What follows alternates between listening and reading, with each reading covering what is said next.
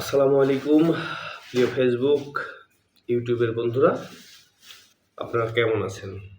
আশা করি আপনারা অনেক ভালো আছেন। আমি ইমরান আহমেদ আপনাদের সামনে হাজির হয়ে গেলাম সমসাময়িক কিছু প্রসঙ্গ নিয়ে কথা বলার জন্য।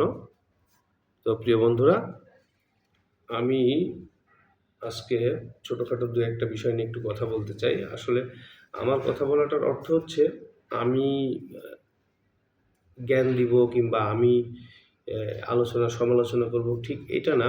আমার এগুলো জানতে ইচ্ছে এবং এগুলো আমার মনের ভিতরে কিছু জিনিস আছে যেগুলো আমি আসলে আপনাদের মাঝে তুলে ধরতে চাই, এবং এইগুলো থেকে আপনাদের মতামত থেকে আমি কিছু জানতে চাই এবং শিখতে চাই।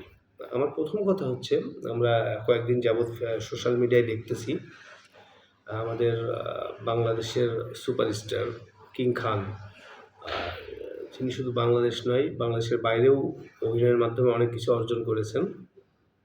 সেই শাকিব খান, জয়া আহসান, সাকিব আল হাসান, এরকম মিডিয়া পাড়ার আরও অনেকেই যাদের নাম এখানে এসছে, তারা বাদেও আরও অনেক কলামিস্ট, শিল্পী,